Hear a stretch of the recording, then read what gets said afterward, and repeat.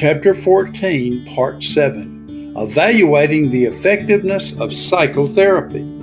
Decades of research demonstrate that psychotherapy is effective in helping people with psychological disorders. Some people eventually improve simply with the passage of time, a phenomenon called spontaneous remission.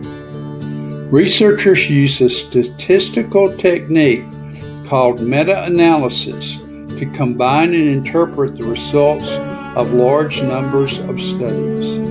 Comparing people who receive psychotherapy treatment to no treatment controls, researchers consistently find that psychotherapy is significantly more effective than no treatment.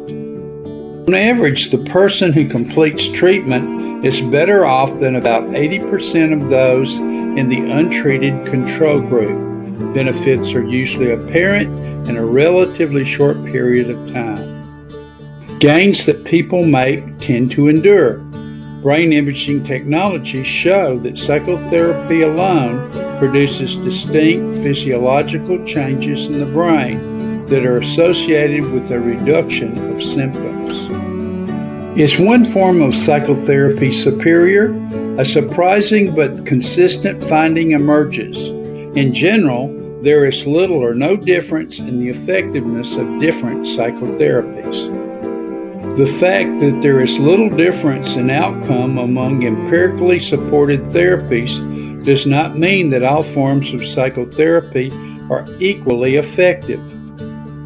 Eye movement desensitization reprocessing, EMDR, developed by Francine Shapiro, is a technique of therapy in which the client holds a vivid mental image of a troubling event or situation while rapidly moving his or her eyes back and forth in response to the therapist's waving finger, or while the therapist administers some other form of bilateral stimulation, such as sounding tones and alternate ear. Originally touted as a one-session treatment for PTSD, EMDR today often involves multiple sessions and is used to treat numerous disorders. Researchers have found that patients benefit from EMDR and that EMDR is more effective than no treatment at all. EMDR is no more effective than exposure therapy, a behavioral technique in which the person is repeatedly exposed to the disturbing object or situation under controlled conditions, and other standard treatments for anxiety disorders, including PTSD. Several research studies have found no difference in outcome between treatments that incorporated eye movements and sham EMDR. EMDR displays several of the fundamental characteristics of a pseudoscience. EMDR highlights an ongoing problem in contemporary psychotherapy. Revolutionary new therapies are developed, advertised, and marketed before controlled scientific studies of their effectiveness have been conducted.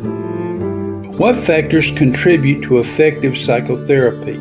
Researchers have identified a number of common factors related to a positive therapy outcome. Quality of the therapeutic relationship is the most important factor. Therapist characteristics include a caring attitude, the ability to listen empathetically, and sensitivity to cultural differences, among others. Client characteristics include motivated, committed to therapy, and actively involved in the process. External circumstances can have an impact. A stable living situation and supportive family members help. Increasingly, mental health professionals are moving towards eclecticism, the pragmatic and integrated use of techniques from different psychotherapies. Eclectic psychotherapists carefully tailor the therapy approach to the behaviors and characteristics of the person seeking help. Cultural values in psychotherapy. The goals and techniques of established psychotherapy approaches reflect European and North American cultural values and may clash with the values of clients from other cultures. Recognizing the need for psychotherapists to become more culturally sensitive, the American Psychological Association has recommended formal training in multicultural awareness for all psychologists. This concludes this part of Chapter 14.